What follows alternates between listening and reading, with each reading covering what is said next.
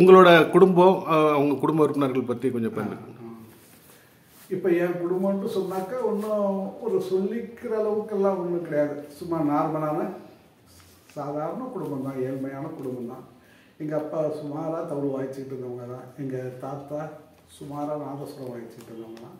அந்த குடும்பத்துலேருந்து பார்த்தாக்கா நான் தான் தலைப்பட்டு ஏதோ இந்த அளவுக்கு கொஞ்சம் வெளியில் ஒரு தெரியும்படியாக இருக்கிறது. என் குடும்பத்தை பொறுத்தளவுக்கு நான் தான் அந்த தொழில் பண்ணுறதுல எனக்கு என் சம்சாரம் சரஸ்வதி அவங்க இப்போ தான் ஒரு 10 மாதம் முன்னாடி இறந்து போயிட்டாங்க. எனக்கு ஒரு பையன், 2 பொண்ணு. ஒரு பொண்ணு கூட ஒரு கட்டத்தில் தேல் கடிச்சு இறந்து போயிடுச்சு. இப்போ எனக்கு ஒரு பையன் ஒரு பொண்ணு. பையன் மெட்ராஸில் எம்எஃப்எல்ல சென்ட்ரல் கவர்மெண்ட் இதில் வேலையில் இருக்கான். அவனுக்கு ஒரு பொண்ணு ஒரு பையன். பொண்ணு பேர் பிரியா, பையன் பேர் பாபுன்ட்டு. பொண்ணு கூட இப்போ தான் கல்யாணம் நடந்து இப்போ பேத்தி பிரியா அவளுக்கு கல்யாணம் நடந்து இப்போ அமெரிக்காவில் இருக்கான். இவன் என் பேரை இப்போ பெங்களூரில் இந்த ட்ரிபிள்இ முடித்து வேலையில் இருக்கான். 2வது என் பொண்ணு உமா மகேஸ்வரி. என் மச்சான் பையனுக்கு அதை என் என் என்னோட பையனோட மனைவி பேர் யாமினின்ட்டு. என்னோட மச்சான் பொண்ணை தான் என் பையனுக்கு எடுத்த பேர் யாமினி. என் பொண்ணு உமா மகேஸ்வரி. அதோட கணவர் சரவணன், அது என் மச்சானோட பையன் சரவணன். அவங்களுக்கு ஒரே ஒரு பொண்ணு வாமிகா அப்படின்ட்டு. இதுதான் என்னோட குடும்பம். என் கூட பிறந்தது 6 அண்ணன் தம்பி, 2 தங்கச்சிங்க. எல்லாருமே ஓரளவு எங்கள் அண்ணனும் என் தம்பி ஒருத்தர் 2 பேரும் இறந்துட்டாங்க. பாக்கி எல்லாருமே அவங்கவுங்க லெவலுக்கு எல்லாம் சௌகரியமாக தான் அவங்கவுங்க பிள்ளைங்க எல்லாம் நல்லா படிச்சுட்டு நல்ல வேலையில் ஏதோ நார்மலாக இருக்கிற ஒரு பொசிஷனில் என் குடும்பம் இருந்துக்கிட்டு இருக்கு. என்னை நம்பி ஒருத்தர் இல்லை, எல்லாருமே நல்ல சௌகரியமாக ஓரளவு அவங்கவுங்க குடும்பத்தை அவங்கவுங்க காப்பாற்றுற அளவுக்கு எல்லாம் இருக்காங்க. நான் இப்போதைக்கு என் மனைவி இறந்ததுக்கு அப்புறம் அவளுக்கு தனியாக ஏதோ குருநாதரை நினச்சிக்கிட்டு, சாமி நினச்சிக்கிட்டு, ஆண்டவனை நினச்சிக்கிட்டு என் காலம் அப்படி போயிட்டுருக்கு. இதுதான் என்னோட குடும்பங்கிறது. இதுதான். இப்போ 1964 நீங்கள் குருநாதர்கிட்டேருந்து வந்தேன்னு சொன்னீங்க. வந்ததுக்கு அப்புறம் நீங்கள் பயணித்த அந்த பயணத்தை பற்றி பகிர்ந்துக்கலாமா? அங்கேருந்து நான் வந்ததுக்கு அப்புறம் நாச்சார் கோயிலேருந்து 64 வந்தேன். ஏப்ரலில் அவங்க இறந்தாங்க. ஏப்ரல், மே, ஜூலையில் நான் இங்கே வந்துவிட்டேன், தஞ்சாவூர் வந்துட்டேன். வந்ததுக்கப்புறம் இங்கே வந்ததுக்கப்புறம் சும்மா எங்கள் திருடூர் வெங்கடேஸ்வரத்துலேருந்து ஒருத்தவங்க தான் இருந்தாங்க. அவங்கக்கிட்ட என்னை மறுபடியும் கொஞ்சம் நாளைக்கு அங்கே இருக்கலாம் அப்படின்ட்டு எங்கள் அப்பா கொண்டு விட்டாங்க. அங்கே அவங்ககிட்ட ஒரு 6 மாதம் போயிட்டு வந்துக்கிட்டு நான் கச்சேரிக்கு போயிட்டு அவங்ககிட்ட கச்சேரி இல்லாத நேரம் அங்கே போவேன். அவங்க ஒரு குருநாதர் எனக்கு. அங்கே இருந்துக்கிட்டு அதுக்கப்புறமே தஞ்சாவூருக்கு கோதண்டபாணின்ட்டு ஒரு நாதஸ்வரம் வந்தவங்க. அவங்க திருவள்ளுவர்கிட்ட சிச்சிக்கு இருந்தவங்க. நல்லா சுத்தமாக வாசிப்பார். அவர்கிட்ட தான் நான் முதல் செட்டில் இங்கே தஞ்சாவூருக்கு 64 அவர்கிட்ட போய் செட்டில் சேர்ந்தேன். அவர்கிட்ட செட்டில் எப்படி ஒரு வருஷம் ஒரு வருஷத்துக்கு மேலே இருந்திருப்பேன். அவர்கிட்ட இருந்துட்டு அதுக்கப்புறம் பருத்திப்பொருள் சவுந்தரராஜன்ட்டு இங்கே தஞ்சாவூரில் ஒரு நாசூரத்து வந்துருந்தார். அவர்கிட்ட ஒரு வருஷம் அவர்கிட்ட இருந்துக்கிட்டு இருக்கும்போது தான் அவர்கிட்ட இருந்ததுக்கப்புறம் தான் அப்படியே கொஞ்சமாக தனித்தவங்களா அப்படி இப்படி எல்லாரும் சேர்ந்து வாசிக்கிறது போகிறது வருதுங்கிற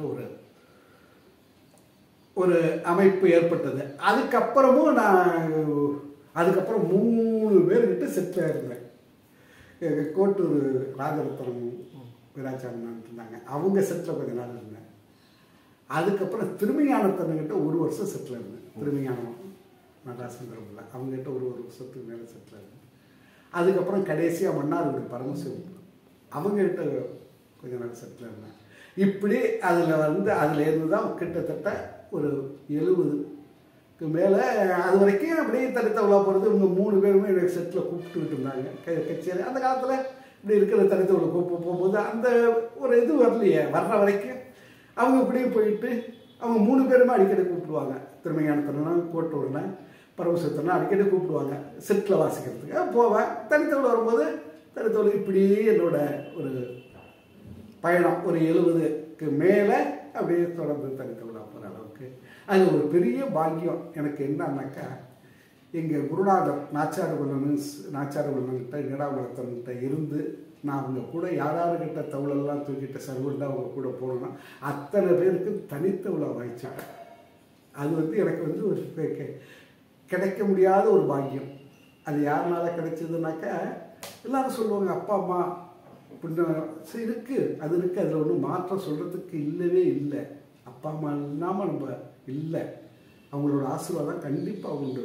இருந்தாலும் குருநாதர் ஆசை இல்லைங்களா, குருநாதர் அவங்களோட எனக்கு அவங்க கூட போய் தானே இவ்வளவு எனக்கு கிடைச்சிது. அதனால் அவங்களோட ஆசீர்வாதம் அது பெரிய ஒரு இதில் எனக்கு அது கிடைச்சி அதுதான் எனக்கு பெரிய அதில் ரொம்ப பெரிய ஒரு அது எல்லாத்துக்குடைய யார் திருவிமலை அவங்கலேருந்து சொல்கிற திருடுமரப்பாவிலேருந்து திருவங்காட்டம்லேருந்து குளிக்கிறனிலேருந்து இப்படி பெரிய நீடாமலத்தனை இவங்க திரும்பிங்கானத்தனை அதான் அவங்க கூட செட்டிலே இருந்துவிட்டேன். இது மாதிரி எல்லாருக்கிட்டையும் திருச்சிரை ரெடி என்ன அதான் சொல்கிறேன் செமினார்கள் என்ன இவங்கெல்லாம் சொல்கிறதுக்கு எல்லாம் குடும்பம் வரைக்கும் நான் சொல்கிறேன். அவங்க அத்தனை பேரு கூடயும் வாசிக்கக்கூடிய ஒரு பாக்கியம் அதுதான் என் வாழ்க்கையில் நான் செஞ்ச பெரிய ஒரு புண்ணியம்னு வச்சுங்களேன். அது இன்னைக்கு அவங்களோடலாம் வாய்ச்சி அவங்களோட ஆசீர்வாதம் இன்னைக்கு ஏதோ இந்த அளவுக்கு ஆண்டவன் கொடுத்துருக்கான். பெரியவங்க அந்த காலத்தில் அதுதான் சொல்கிறேன், எனக்கு தெரிஞ்ச 3 ஜெனரேஷன் சொல்லலாம் இல்லையா. அவங்க அதான் சொல்ல வேற ஒரு சிந்தனை வந்துடுது. என்னன்னாக்கா இன்னைக்கு தவுள்நாசுரங்கிறது எவ்வளோ நாளாக அதுக்கு முக்கியத்துவம் இருந்திருக்கு. இப்போ சொல்கிறோம், நம்ம தியாகபந்தத்தை பற்றி சொல்கிறோம், என்ன முத்துசாமி டீச்சரை பற்றி சொல்கிறோம், மூவர்களை பற்றி சொல்கிறேன். இது மாதிரி நிறைய பேர் காரைக்காலம் இப்படியெல்லாம் சொல்கிறது ஆயிரக்கணக்கில் வருஷம் 100கணக்கில் போகுது. நம்ம தவுள்நாதசுரங்கிறது 19ஆம் நூற்றாண்டுலேருந்து தான் நமக்கு தெரியுது. அதுக்கு முன்னாடி பெரியவங்கெல்லாம் இருந்திருக்காங்க, அவங்களோட அரிச்சொலி கூட நமக்கு தெரியல, அந்த அவங்க வாழ்ந்ததோட அர்த்தம் கூட நமக்கு தெரியல. இந்த 19ஆம் நூற்றாண்டில் சில பேர் பெரிய வித்வான்னு சொல்லும்போது அவங்க தான் 1878 பிறந்திருக்காங்க. அம்மா பேர் ஏதோ குறித்து வச்சிருந்த மாதிரி அவங்களுக்கு அப்புறம் தான் நமக்கு தெரியுது வித்வான்களை.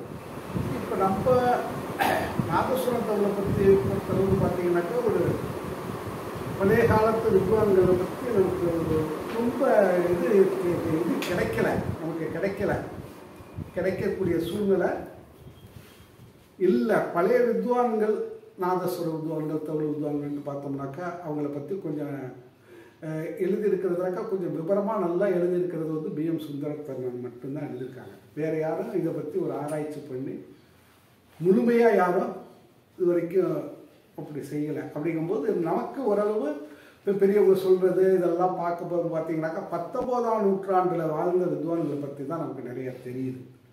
ஆக பார்த்தீங்கன்னாக்கா இப்போ 100 வருஷம் 200 வருஷம் அதான் 19ஆம் நூற்றாண்டுலேருந்து தான் ஓரளவு வித்வான்களுக்கு தெரியுது. அதுக்கு முதல்ல ரொம்ப பேரை நமக்கு தெரியல.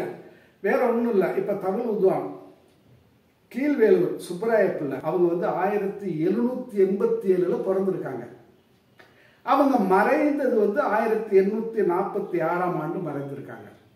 அது மாதிரி நாதஸ்வர வித்வான்ட்டு பார்க்க போகும்போது பந்தநல்லூர் வீராசாமி பிள்ளை 1815 பிறந்து 1889 மறைஞ்சிருக்காங்க. இவங்க தான் நமக்கு அதுக்கு முன்னாடி உள்ள நூற்றாண்டுல தெரியுது. அதுக்கப்புறம் உள்ளது என்னங்கிறது சரியா தெரியறதுக்கு வாய்ப்பு இல்லை. அதே 18ஆம் நூற்றாண்டு கடைசியில் பிறந்து 19ஆம் நூற்றாண்டில் தான் நிறைய பேர் வாழ்ந்து பெரிய லெவலில் இருந்து பெரிய ஒரு மாமேதைகளாக இருந்து எல்லாமே அப்படி பாட்டிலையும் சரி மிருதங்கத்துலேயும் சரி. இப்போ பெரிய பெரிய வித்வான்களை சொல்கிறோம்னாக்கா இப்போ பழனி சுப்புடன்னா சொல்கிறோம் இல்லைங்களா, பாலக்காட்டு மணியா சொல்கிறோம், செம்மங்குடி சொல்கிறோம், ராமானுஜம் ஐயங்கார் சொல்கிறோம். அந்த லைனில் பார்த்தீங்கன்னா எல்லாம் 19ஆம் நூற்றாண்டு. அதில் பார்க்கும்போது தான் நம்ம திருவாடுதுறை குளிக்கிறண்ண திருவண்ணப்பா நீடாமலத்தவங்க பெரியவங்க ஏன்னா கீழூர் முத்துவிருப்பில்லை இப்படி உள்ள பெரிய சுப்பராயிருப்பில்லை இவங்க பெரிய பெரிய தமிழ் வித்வான்கள் பெரிய பெரிய நாதஸ்வரங்கள் எல்லாம் நூற்றாண்டில் 19ஆம் நூற்றாண்டில் தான் இவங்கெல்லாம் வாழ்ந்ததுக்குள்ள நமக்கு அத்தாரிட்டி நமக்கு கிடைக்கிறது. அதில் தான் கிடைக்கிறது. வந்து அதுக்கு முன்னாடி வாழ்ந்தவங்கள நமக்கு அதுக்கு காரணம் என்னாக்கா இதில் ஒரு இது இல்லாமல் எழுதி வைக்கிறதுக்குள்ள ஆள் பலம் இல்லாமல் ஒருத்தர் எழுதி வைக்கிறதுக்கு அவங்கவுங்க என்ன நல்லா வாய்ச்சாங்க, நல்லா சிச்ச பிள்ளைகளுக்கு நிறையா சொல்லி கொடுத்தாங்க, நல்லா வர்றவங்களுக்கெல்லாம் சாப்பாடு போட்டாங்க, எல்லாம் இது பண்ணி நல்லா சாமி கும்பிட்டாங்க. அவங்க என்ன சாமி பக்தி தான், அவங்களுக்கு என்ன வேலை, வாசிக்க வேண்டியது. நாதஸ்வரத்தை கட்டவே மாட்டாங்களாம், அப்படியே இதுலேயே வச்சுருப்பாங்களே, எப்போ எடுத்துருந்தோ எழுதிச்சு வாய்ச்சிட்டு இருப்பாங்களா. கீர்த்தனை புதுசாக கீர்த்தனை வர பண்ணுறது, ராகத்தை வாய்ச்சி பார்க்குறது, பையனுக்கு சொல்லி கொடுக்குறது, சரின்ட்டு உடனே கோயிலில் போய் சாமி கும்பிடுறது, எப்போ பார்த்தாலும் சாமி சாமி அந்த பக்தியோட இந்த அப்படி தான் அந்த காலம் போயிருந்துருக்கு. எல்லாருமே நாதஸ்வர வித்வான்களும் சரி, தமிழ் வித்வான்களும் இப்படி தான் இருந்துட்டாங்க. இதை நம்ம பின்னாடி வர்ற பிள்ளைங்களுக்கெல்லாம் ஒரு பிரயோஜனமாக இருக்கும், செஞ்சு வைக்கணுங்கிற ஒரு இது இல்லை அந்த காலத்தில். அந்த ஒரு அமைப்பு இல்லாமல் பொறுத்துட்டு நமக்கு இதெல்லாம் கிடைக்கல. இது கிடைக்கிறதுங்கிறது இப்போ ஒரு 50 வருஷத்துக்குள்ளதான் ஏதோ சில பேர் எல்லாம் எழுதி வச்சு பார்க்கறது போகிறது கொஞ்சம் இது பண்ணி கலெக்ட் பண்ணி இப்படி எல்லாம் எழுதி இன்றைக்கி அது கொஞ்சம் நமக்கு கிடைக்குது. ஏன்னா அப்படி வரும்போது தான் வேறு ஒன்றுமே இல்லை. நீடாமூலத்தன்ன காலத்திலேயே திருவாரூர் காலத்திலேயே தான் பிரபலமாக இருந்தது. ஒரு நாதஸ்வரம் பிரபலியமாக இருந்ததுக்கு திருவாரூர் என்ன காரணம், தமிழ் பிரபலியமாக இருந்ததுக்கு நீடாமூலம் பெரியவங்க காரணம். இவங்க 2 பேர் தான் நம்ம நாதஸ்வர தமிழ் உலகத்துக்கு முக்கியமாக அத்தாரிட்டியாக இருந்திருக்காங்க. அதுக்கப்புறம் பார்த்தீங்கன்னாக்கா எல்லாமே அப்படியே அந்த தலைமுறை இந்த நீடாமூலத்தன்னை இப்போ தமிழை பற்றி மட்டும் நம்ம சொல்கிறோம்னாக்கா நீடாமூலத்தன்னை அவங்க காலம்தான். மலைக்கோட்டை பஞ்சாமி பிள்ளை இப்படி பெரியவங்கெல்லாம் நிறைய இருந்திருக்காங்க இந்த காலத்தில். இவங்க தலைமையில் யாரும் இவங்க தான் மெயின் அப்படி இருந்திருக்காங்க. அதுக்கு அடுத்த ஜெனரேஷன்ட்டு பார்த்தோம்னாக்கா அவங்களுக்கு அப்புறம் பார்த்தோம்னாக்கா வழங்கிமான்ன அந்த இதில் வந்துடுறாங்க. வழங்கிமான்ன அப்படி சொல்ல திருச்சிரை பெரியவங்க நாச்சியார் பண்ண அதுக்கு தலைமையாக நாச்சியார் பண்ணனுக்கு அப்புறம் வழங்கிமான்ன நீடாமூலத்தன்னை அப்பா முத்துவீரன் இப்படி எல்லாம் அந்த காலகட்டத்தில் உள்ளவங்க. அவங்களுக்கு அப்புறம் யாருக்கு நீடாமூலம் பெரியவங்க அந்த காலகட்டம். அது 2வது தலைமுறை. 3வது வரும்போது எங்கள் நீடாமூலத்தன்னையிலேருந்து ஆரம்பிச்சிருது. நீடாமூலம் சமூகத்திலேருந்து ஆரம்பித்தாக்கா அதுலேருந்து எல்லாம் நிறையா பேர் அதில் கொஞ்சம் தான். அந்த காலத்தில் இன்னைக்கு தமிழ் உலகம் இருக்கிற மாதிரி அந்த காலத்தில் இல்லை. இப்போ அந்த காலகட்டமெல்லாம் முடிஞ்சு நீடாமூலத்தன்னை யாழ்ப்பாணத்தன்னை ஏன்னா இப்படி எல்லாம் ஒரு செட் அவங்க ஒரு இதாக இருந்தாங்க. வழங்கமானிலேருந்து இவங்கெல்லாம் இருக்குது. எங்கள் காலத்தில் நாங்கள் பார்த்ததில் இருக்கும்போது இதுக்கு அடுத்த ஜெனரேஷனுக்கு வரும்போது தமிழ் ரொம்ப குறைச்சலாக இருந்துச்சு. இப்போ நாங்கள்லாம் தான் அந்த காலத்தில் இருந்தோம். வேறு ஒரு தனித்தவளாக போகிற ஒரு எல்லாரும் அவங்கவுங்க ஒரு செட்டில் ஒவ்வொரு தமிழ் இருந்துகிட்டு இருந்தாங்க. குறிப்பிட்ட மாதிரி நாங்கள் ஒரு 4-5 பேர் தான் இப்படி இந்த சூழ்நிலையில் இருந்துகிட்டு இருந்தோம். இது அப்போ அதுதான் பெருசாக தெரிஞ்சுக்கிட்டு இருந்துச்சு. இப்போ எங்கள் உலகம் தான் பெருசாக இருந்துச்சு தமிழ் அப்போ அந்த காலகட்டம். அதுக்கப்புறம் பார்த்தீங்கன்னாக்கா இன்னைக்கு எங்கே பார்த்தாலும் தமிழ் வாசனம் அப்படி வாசிக்கிறாங்க எல்லாருமே. அதான் ஒரு வாட்டி ஒரு பெரிய வித்வானுக்கு தஞ்சாவூரில் ஒரு பாராட்டு விழா நடந்துச்சு. எனக்கு இதெல்லாம் முக்கியமான சமாச்சாரம். பாராட்டு விழா நடந்துச்சு. அந்த பாராட்டு விழாவில் அவரை ரொம்ப ஓஹோன்ட்டு தூக்கி வச்சு ஒரு மினிஸ்டர், அப்போ உள்ள மினிஸ்டர் ஊருக்கு பாராட்டு விழா பண்ணார் அவருக்கு, அந்த நாசர் வித்வானுக்கு. அந்த பாராட்டு விழா பண்ணி இப்படி அவர் என்ன பேசிட்டாரு மைக்கில், மினிஸ்டர் மந்திரி பேசுகிறாரு, இதே போல் எங்கள் ஊருக்கு எங்கள் நாட்டுக்கு இந்த ஒரு நாதஸ்வரம் தான் கிடச்சிருக்காரு சக்கரவர்த்தி, ஒரே ஒரு வயிறு தான் கிடச்சிருக்கு, அதை நாங்கள் பட்டத்திட்டு வச்சுக்கிட்டு இருக்கோம் அப்படின்னு சொல்லி அவரை பற்றி ரொம்ப பெருமையாக பேசக்கூடிய வித்வான் தான் நாதஸ்வர வித்வான். வேறு யார் நாமரை பெற்றாங்க அவங்களாம் அப்படி ஒரு இதாக பேசி அப்படி உள்ள ஒரு தானவர் பெரியவர் பேசி இந்த பாராட்டு விழாவுக்கு கூட இப்போ பரமசிவத்தில் வாய்ச்சாங்க, நான் கூட வாய்ச்சேன். அது முடிஞ்சு ஊருக்கு போயிட்டாங்க. அதுக்கு அடுத்த வர இன்னொரு பாராட்டு விழா அங்கே நடக்குது. அதுக்கு திருக்கலாவரம் சுப்பிரமணிய பிள்ளை பெரிய நாதஸ்வர துணிச்சலாக உள்ளவர், ரொம்ப துணிச்சலாக உள்ளவர், ரொம்ப கைராசியாக உள்ளவர். அவர் அந்த இதில் பேச வந்திருக்காரு. பேசினாரு. பேசி நானும் எந்த தான் உட்காந்து கேட்டுக்கிட்டு இருக்கான். போன வாரம் இங்கே ஒரு பெரிய நாதஸ்வரதாருக்கு பாராட்டு விழா நடந்துச்சு. அதை பற்றி பேசுகிறாங்க. ஒரே எங்களுக்கு ஒரு வைரம் கிடைச்சிருக்கு, அதை பட்டை நாங்கள் வச்சுட்ருக்கோம் அப்படின்னு சொன்னார். உண்மைதான், அது ஒன்றும் தப்பு இல்லை.